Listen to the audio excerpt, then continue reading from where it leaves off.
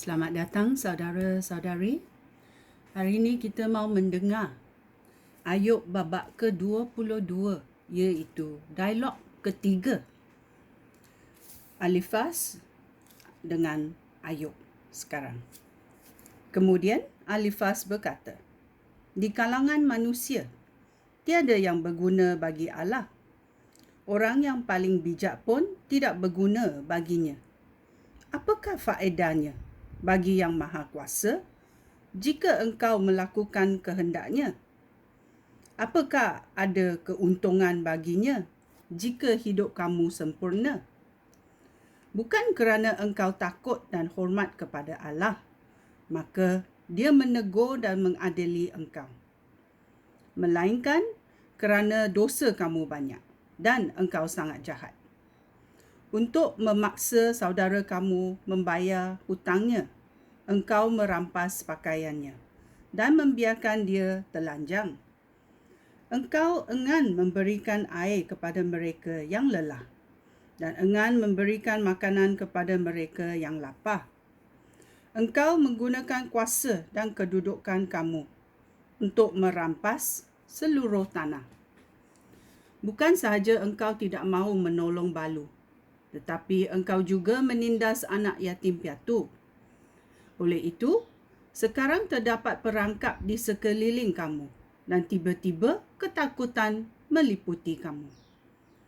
Terang menjadi gelap sehingga engkau tidak dapat melihat dan engkau dilanda banjir yang dahsyat.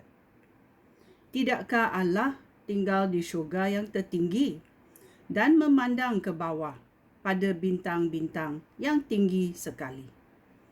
Namun engkau bertanya, adakah Allah tahu? Dia di balik awan dan tidak dapat mengadili kita. Engkau menyangka bahawa pandangannya tertutup awan ketika dia berjalan di sempadan langit dan bumi.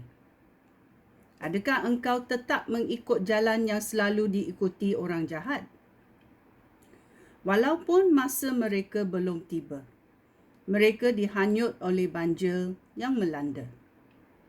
Itulah orang yang menolak Allah dan menganggap Yang Maha Kuasa tidak dapat mengapa-ngapakan mereka.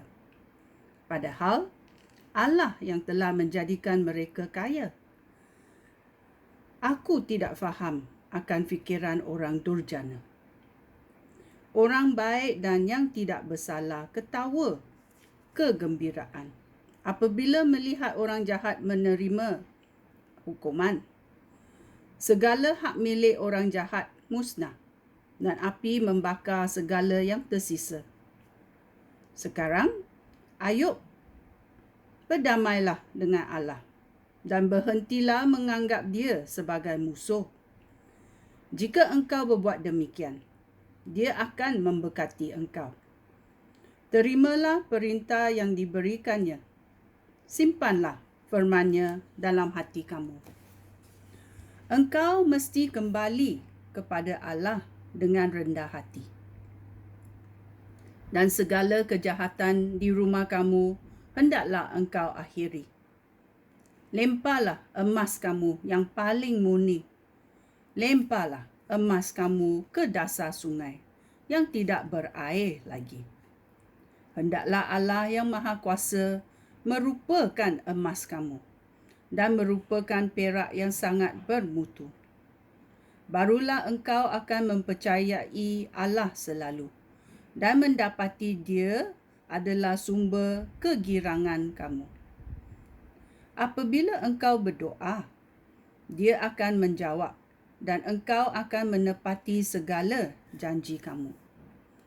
Usaha kamu akan berjaya selalu dan cahaya akan menyinari hidup kamu.